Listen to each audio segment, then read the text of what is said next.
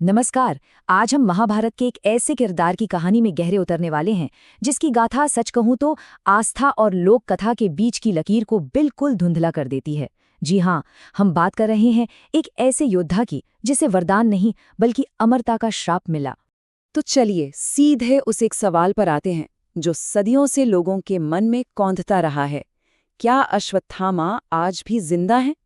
सोचिए, यही वो सवाल है जो इस पूरी कहानी की धुरी है, एक ऐसा रहस्य जो आज भी कायम है। तो आखिर ये अश्वत्थामा है कौन? देखिए, ये गुरु द्रोणाचार्य का बेटा था, एक महान योद्धा, इसमें कोई शक नहीं। लेकिन साथ ही गुस्से और बदले की आग का एक ऐसा प्रतीक जिसकी कहानी आज तक गूंजती है, और यही गुस्सा उसकी इस दर्दनाक कहानी की वजह बना। चलिए अब जरा वक्त में पीछे चलते हैं, उस एक फेटफुल रात की तरफ जहां एक घटना ने अश्वत्थामा के भाग्य पर हमेशा हमेशा के लिए मोहर लगा दी। महाभारत का वो भयंकर युद्ध खत्म हो चुका था। कौरव हार चुके थे। मैदान में एक अजीब सी शांति थी।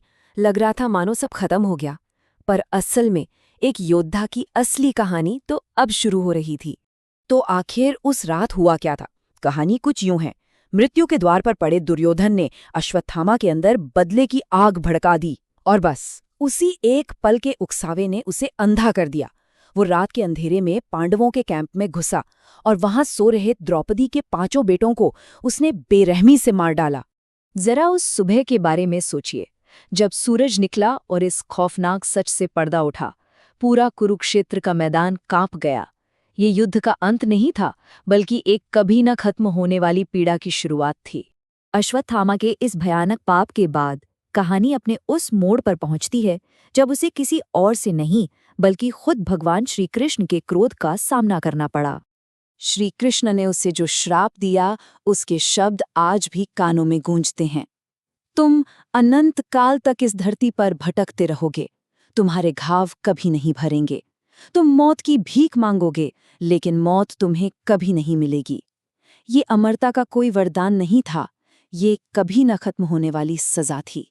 और इस श्राप को और भी भयानक बनाने के लिए उसके माथे से वो दिव्य मणि भी निकाल ली गई जो उसे हर शक्ति और बीमारी से बचाती थी। बस एक झटके में उसकी सारी ताकत छीन ली गई और उसे एक अंतहीन पीड़ा झेलने के लिए अकेला छोड़ दिया गया। तो चलिए अब इस पूरी कहानी को आज के दौर में वापस लाते हैं। सदियां बीत गई, पर यह श्राप आज भी एक सवाल बनकर हमारे सामने खड़ा है। क्या ये वाकई एक सच्ची घटना है या सिर्फ एक लोक कथा? और जानते हैं सबसे दिलचस्प बात क्या है? भारत में आज भी कई जगहों पर लोग एक अजीब से घायल इंसान को देखने का दावा करते हैं।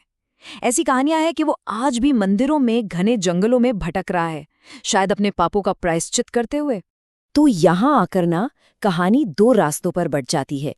एक रास्ता है आस्था का, जो इन किस्सों पर, इन दावों पर यकीन करता है, और दूसरा रास्ता है लॉजिक का, जो कहता है कि नहीं, ये महज एक लोक कथा है, एक कहानी जो हमें एक बहुत बड़ी, बहुत गहरी सीख देने के लिए बनाई गई है।